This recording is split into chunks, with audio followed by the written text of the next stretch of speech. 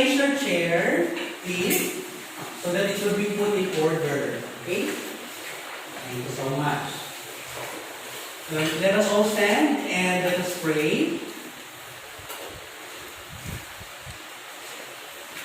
We pray. Amen. Okay, good morning, class. Wow, good morning to you, and it's nice to see you today. I hope and I believe that you are all ready for our engagement in our learning for today. So it's been a year since the pandemic hit us all over the world.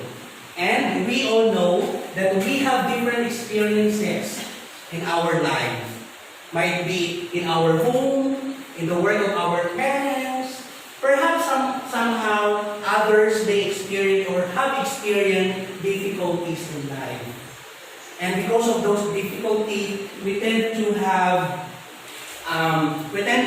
forget that life must continue and life must go on despite of these difficulties that we are experiencing.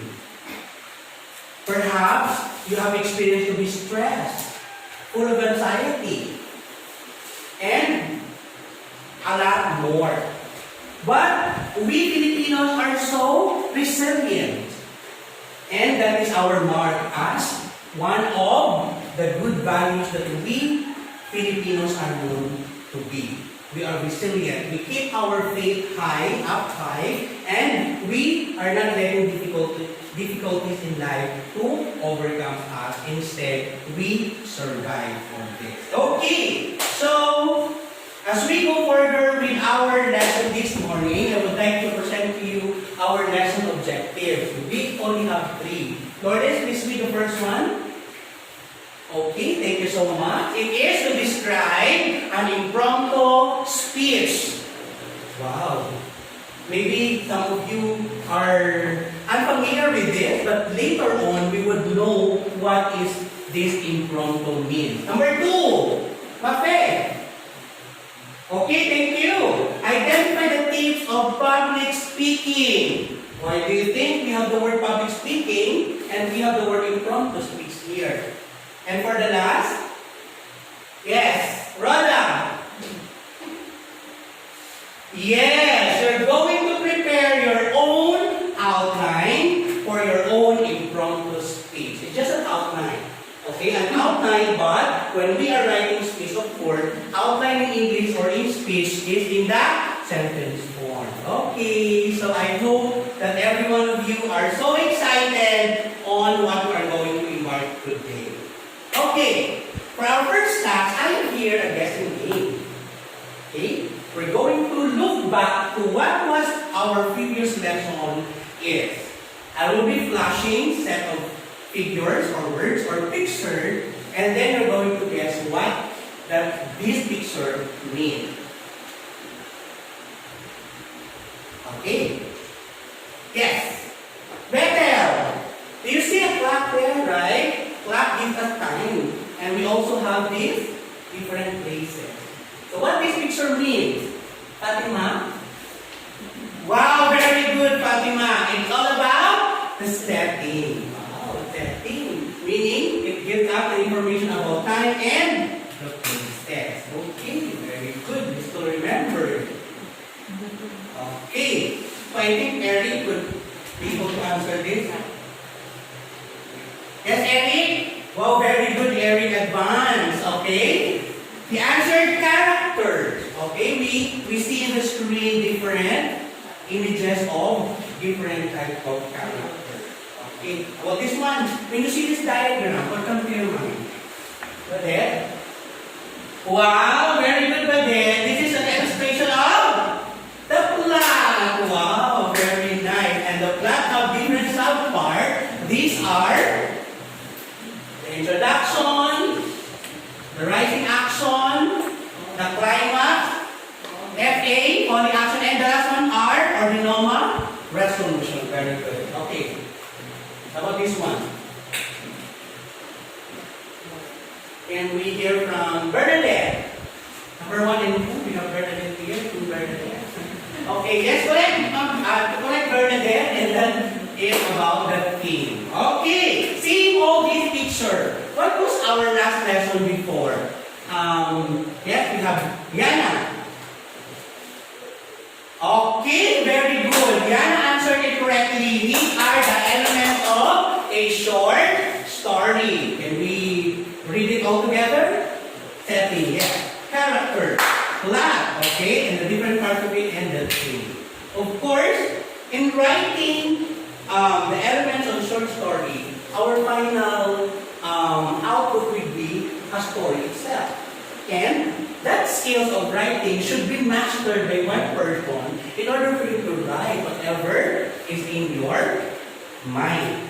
Okay, so these elements could complete our story. Okay, I believe that you are doing and applying this skill whenever you are writing your journal. That is required to you since the first quarter up to the last quarter. Okay, moving on. I will be again flashing information on the screen, and then you would try to unlock what this picture or illustration is all about. We have here, the first picture is, you see a brand of delivery brand. Okay? And then the ing form is equals to, yes, Jenny. I believe Jenny could guess it. What it's all about. Wow, I heard it right, Jenny. You are referring to the word delivery. Wow, delivery. What comes to your mind when you hear the word delivery?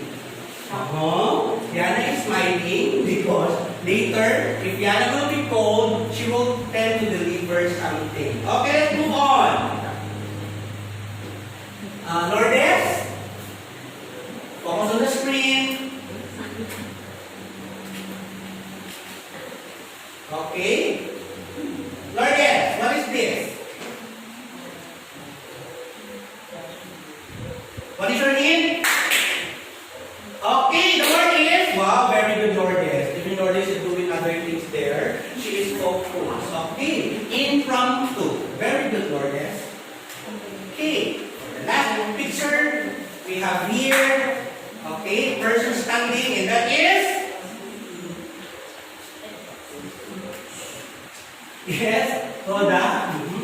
Okay, it has kids. Okay, looking at this word, the three important word that I flashed on the screen, we have the word, the first one is delivering, the second one is impromptu, and the last one is speech. So Sheila, what comes to your mind when you see these words? Oh, Sheila is quite excited. And Sheila is? So Sheila said she is a bit nervous because of the word deliver or delivery. Yes, because you're going to go in front and speak, or you're going to voice out what you want to say. But don't forget, class, that today we're going to unlock that difficulty. Delivering of speech in front would be easier when we know the following tips, and we will know the structure of knowing on how to make an impromptu speech. Okay.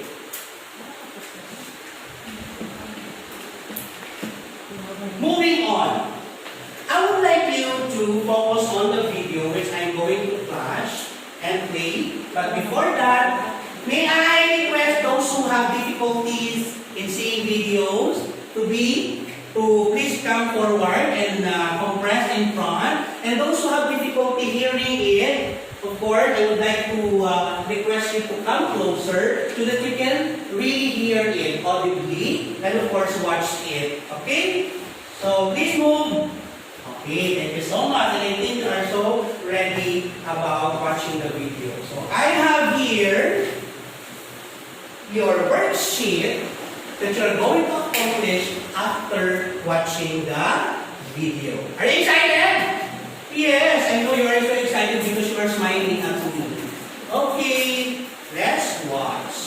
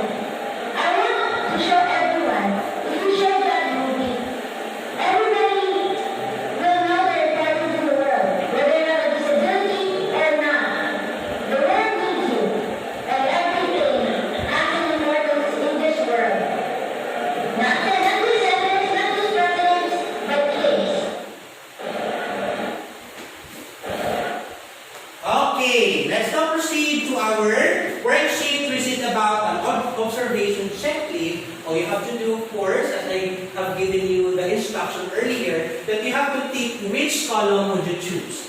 So there are only two columns, the yes and the no. Okay, so let's now scrutinize what the video is about. Fatima, please answer the first one. Wow, yes, the answer of Fatima is yes. Does everybody answer it yes?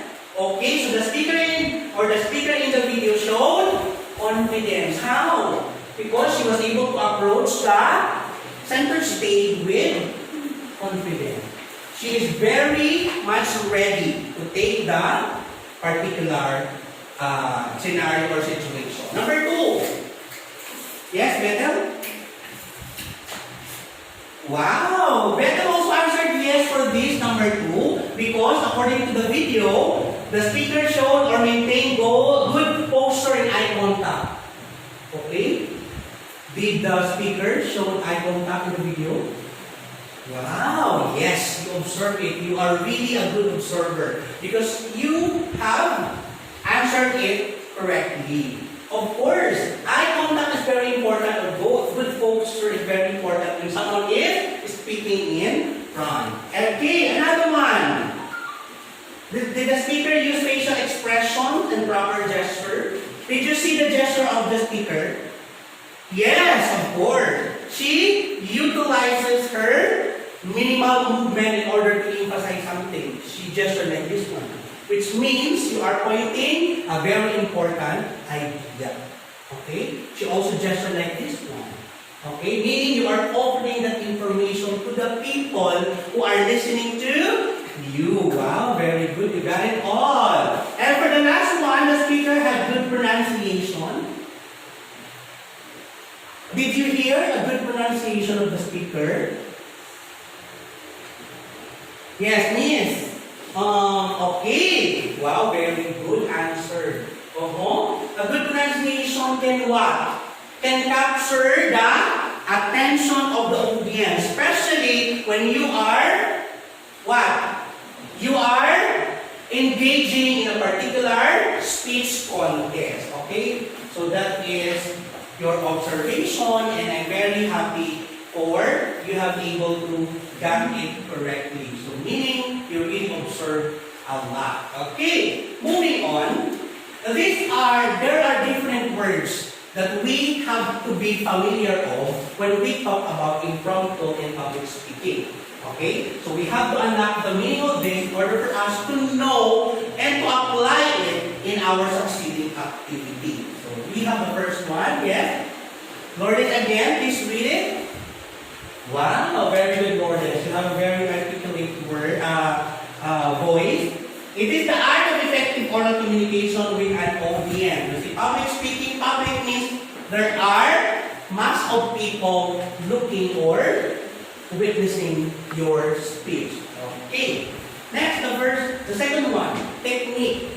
In all the things that we do, we apply certain or a particular technique in order for us to become an effective speaker. Okay, referring to the technique is the method of accomplishing a desired aim. When we speak in front, we have that particular goal in life that we want our speaker to bring something from us, to learn something from us. Okay? And that is our goal. We have to apply technique in order for us to be able to convince other people. Okay, number 4, vocabulary. We have the word transition. Yes, Diana? Of course. Our keyword for that is the distinction. The shifting of one idea into another idea. Because when we speak, we have the particular part or structure that we follow in formal speaking or in public speaking. So later on, you would know what are these are. And the last one, main point. Other term for that is main, letter I, idea. You got it correctly. That is something that you want to impart to your audience. Okay. So now, what is an impromptu speech? Okay, so please read. Mafe? Yes, Mafe, thank you. The word impromptu word, or the impromptu word is derived from the Latin phrase. It is originally from a Latin word, which means, everybody read?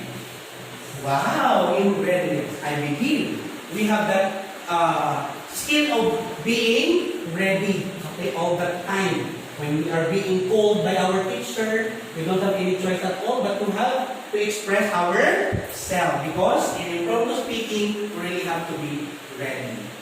Okay, how about speech? Impromptu speech. Bernadette? Okay, what is our keyword, Bernadette? Wow, okay. Little or no preparation at all. But this time around, since you are considered as young speakers, okay, new speaker, or neophyte speakers, okay, we are going to have a little preparation. Why? Because we would know now what are the structure in order for us to have a little preparation. And then eventually, we will be having no preparation at all because we tell that we are, or we believe that we are ready in that particular speech, okay, engagement. Okay, there are structures that we have to know in order for us to write up or to establish our speech, or how to make our impromptu speech. Okay, the first one, the first part. Yes, thank you for reading, Jenny. Introduction. It states the thesis or a key idea. Before we speak, okay, we have that particular skill that we have to improve in ourselves, and that is writing. Okay? Since impromptu speech has a little preparation, we can be able to apply our writing skill in order for us to get ready whenever we speak in front without preparation at all. Okay? Or without a copy of our speech. So, we have the introduction. The second part, transition. Why there should be a transition? Any idea? Okay, as you may notice in our video earlier, from the introduction of the speaker, she was able to use transition words. Okay, what are these transition words in our 8 parts of speech? If you can still remember in our grammar class. Wow, Bernadette, it is connectors, connectives. Okay, these are the words that signals transition from one idea to another. Wow. Okay. And then after the transition, we have to point out our main point number 1. Why there is a main point 1? Because in speaking, we really have to convince people of our idea by giving how many options? 2. There would be an advantage and disadvantage. The positive side and the negative side. And then afterward or later on, we will let our audience to decide which one are they going to take or not. Okay? From transition, from main point, we're going to have another transition, going to our main point number 2. And then, transition again, going to our conclusion. And the last part, of course, the ending part, which is our conclusion. Okay? Let's have our recap with keywords.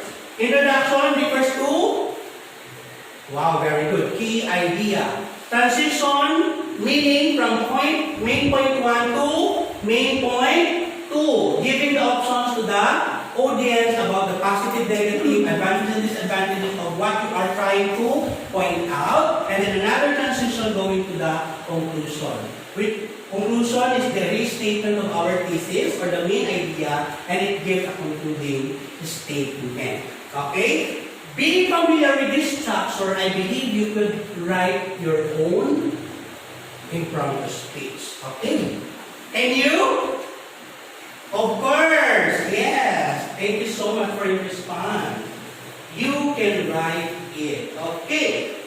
Moving on. In what particular situation do we apply speaking in front or an impromptu speaking without or with little preparation?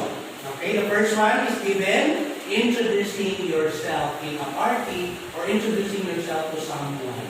Have you tried doing it? Yes. When you have somebody, when you meet someone stranger or someone who is asking you, you don't have any choice but to give your answer. In that way, you are applying the skill of impromptu speaking. Number 2, job interview. Have you tried working or applying? Wow, some of you here are part-time students. Okay, so you had able to experience having a job or having a job interview. Okay, and how did you feel about it? Okay, so many of us have, frights, okay, or stage fright that we call, and that is normal. Once you are ready, all those things will be gone, and you can face your interviewer with confidence. Okay, you are interviewed by a reporter. Do you watch news? Of course. Okay, especially when there is a Metro Manila Film Festival, MMFF. Okay, those who watch movies during the premiere night of the movie, they are being interviewed by a reporter, and that is what we call ambush interview. Okay, so they are being given by a microphone. What can you say about the movie? And then they will say, "Oh, it's really great. I like it. I want to watch it again." So by that example, you could be able to express yourself speaking without preparation. That is according to your stored knowledge. Okay, and the last one, we have to say goodbye to our loved one, or departing loved one. Okay, during the burial ceremony.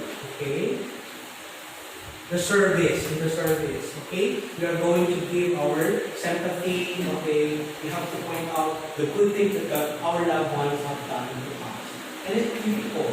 Okay, but we should what? Express ourselves so that people who are listening to us would feel what we feel. Okay, so then the last one is when the teacher asks you a question, you don't have any choice at all but to give your answer, and that is impromptu speaking. Okay. Whew. There are many things that we have to know, or there are techniques that we have to apply in order for us to be able to make our speech more effective. Okay? Yan. Since you are going to make your own outline, I am presenting out to you the parts. Okay? The parts. Okay, earlier we have able to give the structure and get familiar with it. So this is now our outline of impromptu speech look like. Okay, in your handouts there that I have given you earlier, you can see that the title of this is Self-Introduction Speech. Okay, an outline formula. Meaning, this will be our guide or your guide upon doing your own impromptu speech. So, here are the parts. The first one is the introduction. We have, of course, the body. And the body talks about the main idea 1 and main idea number 2. And then, of course, transition for us to have a shifting of ideas going to the conclusion. Okay. In the introduction, always remember, guys, that you have to get the attention of our audience. What shall we do? We have to put a grabber. What do we grabber? Okay? Attention getter. Okay? Meaning, once you stand there, you have to say something that everyone of your audience would give their attention to you. Okay? So what is that? Statement that grab the attention of your audience. Okay, and then in the introduction, you would also say a preview of your main point. And then, going to the body, of course, body speaks about the details of your main idea. So, how can you expand in giving ideas? By citing what? Giving example, okay? By citing situations, okay? Or giving scenarios. So you give options to your audience in order for them to weigh which one would they choose and which one is not. Okay. Now, and then after that, you're going to give your transition again from the main point 1 to main point 2, and then transition going to the conclusion. In the conclusion, what is very important in the conclusion? You're going to give Ayan, life lesson. Something that the audience would remember in your talk or in your speech. Okay? It should be what? A good closer makes the audience or know the audience when to clap their hands. Meaning, when the audience did not clap after your speech, there is what? Is there something wrong? Okay, so we have to reflect on that also. And of course, I would like to remind you, the outline in making an impromptu speech is in sentence format. Okay, meaning, it should be in a complete sentence. Okay, so let's now move on with our... Ayan. So there are skills or there are techniques that we have to apply in order for us to speak publicly, okay? To speak confidently in public. Okay, what are these? Number one.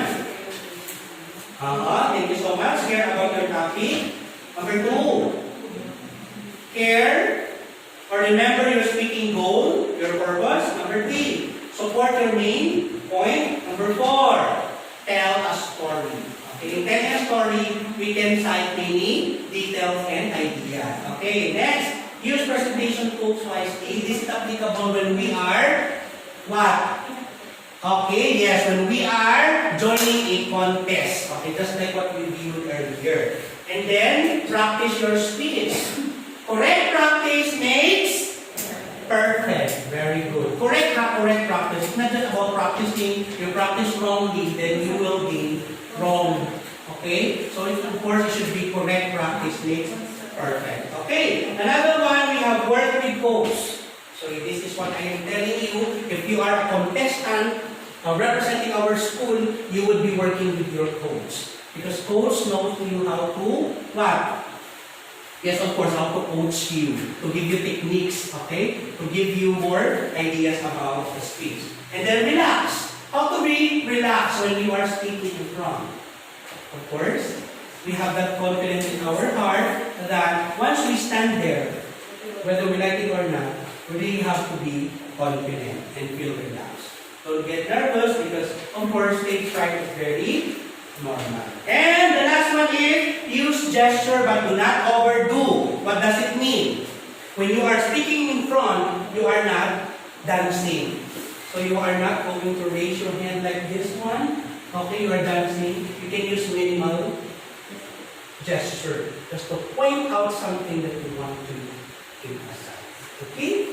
So I hope that you get all of these techniques, okay? And then we're going to apply it with our next activity. Okay! In your worksheet, you're going to answer our next activity. I will be flashing all the parts of the speech, or the structure of the speech, and then you're going to rearrange it according to order. Okay? Timer starts now. You have to put the numbers. What is their order? Okay? Okay, time's up. I think Lavinia is raising her hand to answer. Yes? Lavinia, where's the first one? Okay, so here's the answer. Okay? The first one would be our introduction, and then after the introduction, transition to main point 1, and then you are now in your main point 1, number 3, and then another transition to main point 2, and then you are now in the main point 2, number 5, and then you're going to have a transition to your conclusion, and the last one is conclusion. Okay, moving on. This time, I will be grouping you into 3.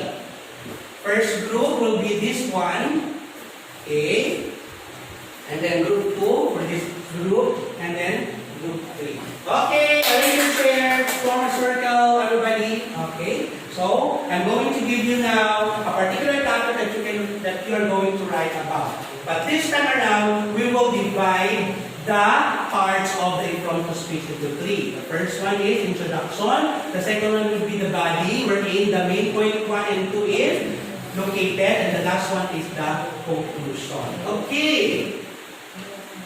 For group number 1, that is your topic. Who is that person? Are you familiar with that? Okay, yes, thank you so much. You know him very well. He is the leader of our country, President Rodrigo Roa Duterte. You're going to write what part? The introductory part or introduction part only. Okay, for number 2, this is what we are all waiting for, the vaccination.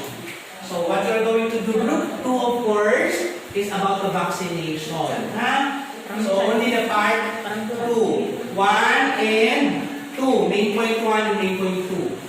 Any clarification? Of course, yes, Bernadette, you have to put 2 options, okay? Because you are on the main point 1 and main point 2, you give the advantage of vaccination and then the disadvantage of vaccination. So that the audience would give, you give the audience option. And then for the last group, you are now going to give a conclusion on the division of Palawan into 3 provinces. Whether you agree or disagree in general form. Okay, we will do that in 3 minutes.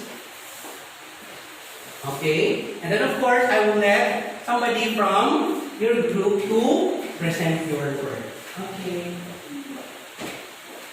Lavinia, focus with your group. If you have some questions, don't hesitate to ask me. Okay? Wow, group, you are really good. They are doing their activity. Okay, time's up. Let's now proceed to presentation. Okay, the representative. Fatima, post your work. Okay. Thank you for this output, Fatima. We're going to check if your output is, for group 1. Okay. So for group 2, Jenny. So let's try to check your work, Jenny. Okay, this is the consolidation of your effort, of course, with the group. And then let's find out if you got the point. Okay. This is the last one. For group number 3. Okay. Group 1, group 2, and group 3. Let's try to analyze, okay, what we have done. So for the first group, you're going to give an introduction about the NH1, which is about President Rodrigo Duterte. According to our structure, we give the introduction to our speech, right? Okay. Duterte is the president. Is the first president from Mindanao. Wow. The first president in Mindanao and the oldest person to be elected president of the Philippines. Do you know it, guys? Some of you do not have that idea or knowledge. Okay, so from group 1, thank you for giving that information. We know now that he is the first president from Mindanao ever elected, and of course the oldest. Okay, how old is the president right now? 78. Okay. And the 16th president of the Philippine Republic. Wow, very good. Where did you get that idea? In Google? Okay, yes, because I let you do that. Okay? No problem with that because that is based on fact. Okay? He is also the first president or Philippine president to have worked in the 3 branches of government. Wow, what are those branches? Judiciary, we have armed forces, and the politics. Wow. Okay, thank you for giving this information for the introduction part. Duterte started a nationwide campaign to rid the country from crime and, of course, corruption, and the most popular, wow, you know it, illegal drugs. Okay, because of the tukhang. Okay? And of course, he is known for his Build program, which made the Philippines popular in all other Asian countries. Wow! Because of that, let's give the first group a Duterte clap. You know what is that? You know how to execute the Duterte clap? 1, 2, 3, 1, 2, 3. Yes. Okay, that is the peace symbol for Duterte. Everybody, go! 1, 2, 3, 1, 2, 3. Yes. Okay, very good. Thank you so much, group 1. Let's proceed to group 2. Okay, yes, Gretel, a very active student. She's the 1%.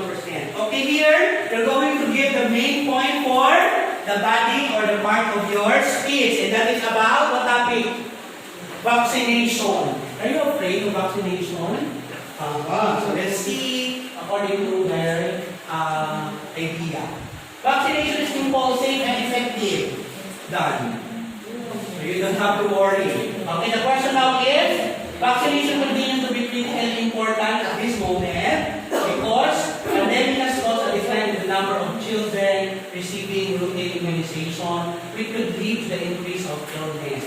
Okay, because in this current time, parents are now, what we call this, they are not confident when it comes to vaccination because of some controversy that happened in our country. Because of the big vaccine, if you can still remember that. Okay, so that idea hindered, okay, the desire of the parents to continue immunization. But this time around, this pandemic brought us a lot of difficulties in life, but we really have to weigh whether we would like to take the vaccine or not. It's up to our decision. Oh, very good. They give us options here, whether we take the vaccine or not. Okay, so let's give Group 2 a vaccination club. Do you know how to do vaccination club? Of course, this is still the same with the one. Okay, 1, 2, 3, 1, 2, 3. Yes, yes, and yes. 3 times. Okay? Because there are first attempt, second attempt, and third part of the vaccination process. Okay, let's do it. 1, 2, 3, 1, 2, 3. Yes, yes, yes. Wow, thank you so much. Okay, let's proceed to the last group. You're now going to give your conclusion for what? The division of Palawan into how many? 3 provinces. Now, let's look at the answer. Let's try to get the final concluding statement if we are to be, what we call them? To be touched by their speech in conclusion. Can Palawan stay as Palawan or become Pala 3? Wow, it's a question. I'm so afraid of this, okay? We must weigh the pros and cons and let's decide intelligently in the plebiscite this March 2021. Oh, wow! Very good conclusion statement. You leave a hanging question that let your audience realize whether they choose to divide Palawan or not. What a wonderful answer. Okay, so let's give Group 3 a division of Palawan club. How do you do that? 1, 2, 3, 1, 2, 3, 1, 2, 3, 1. Okay, we included 3 division and then 1. Okay, everybody, 1, 2, 3, 1, 2, 3, yes, yes, yes, yes. Okay, so thank you so much for being participative. So this time around, you're going now, and I believe that you are ready for our final activity. But before that, let me give you another video that would give us encouragement that if you have that desire to become a good speaker, you really have to engage yourself in this particular site. What is this? Because we all know that internet nowadays is very available in our home or to whichever part of the Philippines we have internet access. So we can be able to re-enroll in this particular virtual class. Okay, virtual class is free. Okay, so don't worry. So let's see the video.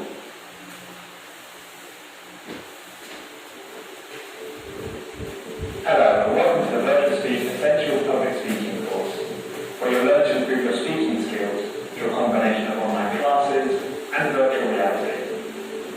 VR is great because it allows you to learn through experience and practice different skills in the safety of the virtual world, where you're free to make mistakes and practice as often as you need to. My name is Dominic, and I'll be leading you through this course.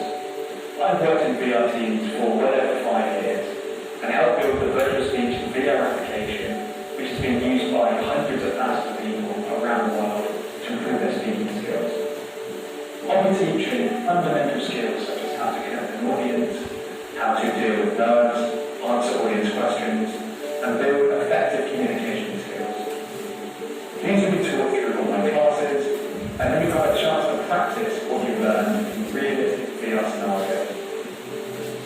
us know you've received any kind of feedback on your speech and content, as well as being able to upload the presentation.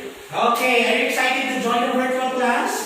Yes. Hello. If you have a chance, of course, to enroll and to sign up, it's for free. So you will be given courses in public speaking. So this is somehow would be a helping tool for you to improve your speaking ability. Okay, class, here we go. From all the activities that we have conducted, what have you realized about impromptu speech? How do you think it is very important? Diana? Wow, thank you so much, Diana, for remembering. It is very important for us to express ourselves. That is the first and foremost important thing that we have to realize in doing anything. We really have to have the ability or have be able to express ourselves. Thank you so much. Was the outline a helpful tool for us to prepare a speech? Bernadette? Wow! Of course, it is very helpful. Why? It gives us the order on how to make an impromptu speech. And of course, you have the copy already, so please keep that copy with you. Okay. What can you do in order to overcome stage fright? Margie. Okay, yes. Thank you, Margie. Of course, we have to be familiar with the different techniques. Okay, of course. That I have mentioned earlier, the 15 techniques. You have to apply it. Okay. Can you enumerate all the structure in writing impromptu speech? Bethel. Wow. Very good, Bethel. Introduction.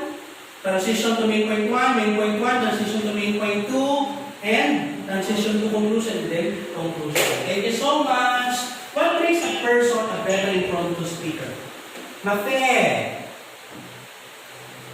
Wow, yes, abiding all those important structure, getting familiar with those structure, and then able to apply all the techniques, so that makes you an impromptu or effective impromptu speaker. Okay. Now, this is a very important question. Putting into real life situations. How can we be able to work in what particular situation can we apply impromptu speech, especially in this time of pandemic? Fatima. Wow, very good. Fatima is really a fan of, online speakers. Okay, she has her YouTube channel wherein this is an avenue for you to express yourself. Okay, taking video of yourself and then sharing it. By simply sharing your video, your commentaries, your opinions about what's happening around, it could probably what? Inspire others. Okay, you don't have to, you don't have to worry about it. Okay, because it is free on the internet, and somehow you can also get income from it. Okay. And don't forget to follow my YouTube also. Please subscribe. Okay? Okay. Where is the best venue for you to utilize your speaking skill? Lourdes? Yes. Basically, here in our school. Right? From time to time that we have an encounter with our teacher, we could apply this skill, okay, that we really need in order for us to express ourselves. Is that right? Wow, thank you so much. How important is the skill of public speaking for you? How important, especially in this time of pandemic? Rhoda. Wow, thank you so much, Rhoda. You have that very heartwarming answer. Yeah, we use this in order for us to inspire others, okay? We lift the moral of other people, okay? Looking at us in our speaking English. Okay! So for your final activity, as your output for today's lesson, okay, you're going now to write your own speech, impromptu speech. Okay? Yes, We're going to write in that particular worksheet. Okay? So rubrics will be presented to you in order for you to be guided with how I'm going to rate the work. And then afterward, we will call someone to check his or her work for the sort of evaluation. Okay? So you will do it in 5 minutes only. The timer starts now.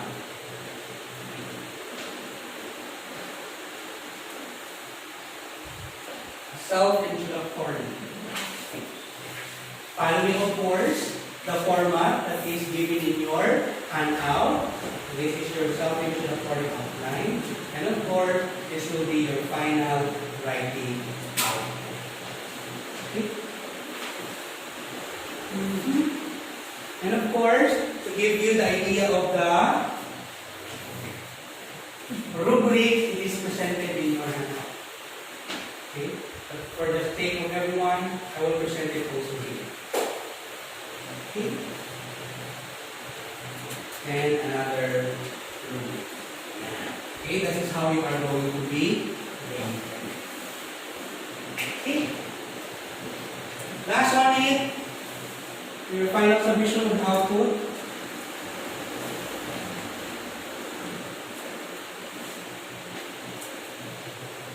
Yes, Eric, you have some person interpretation. Okay. Just focus.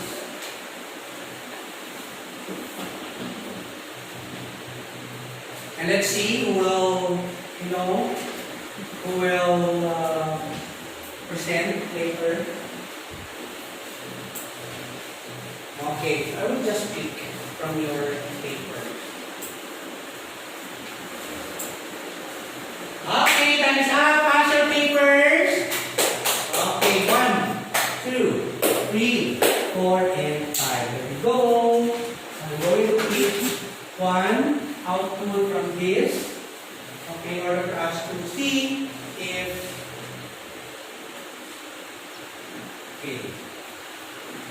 so student product.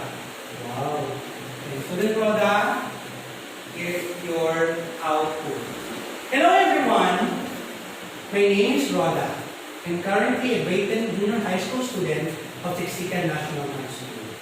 I am so glad to be here and excited to learn many things about our lessons for today.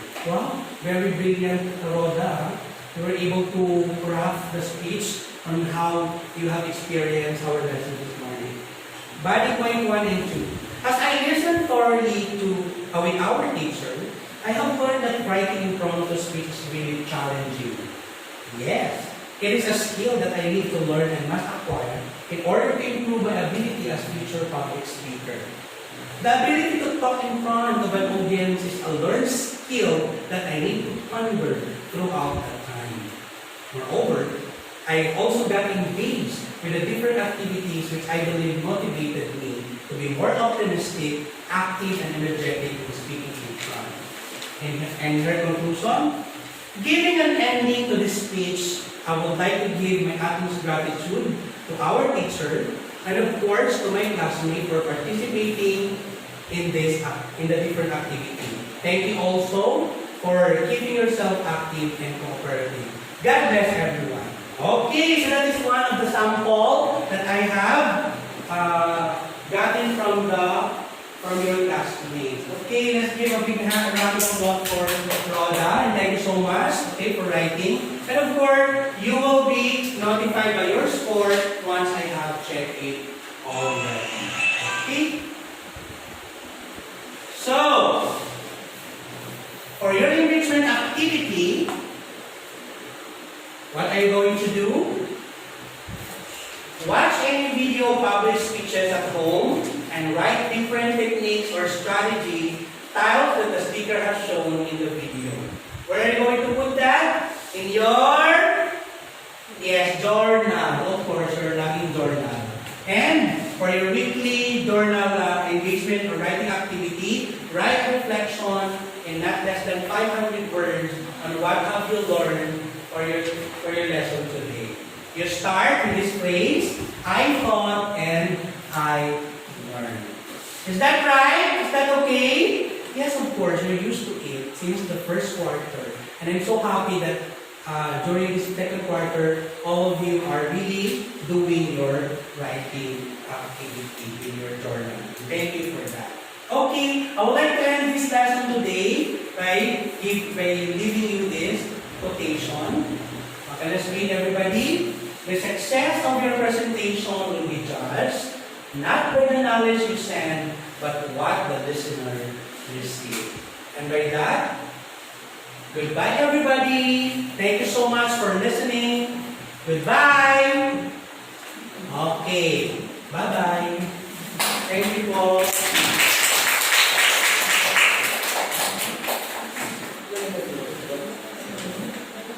Sir, ano ka rin?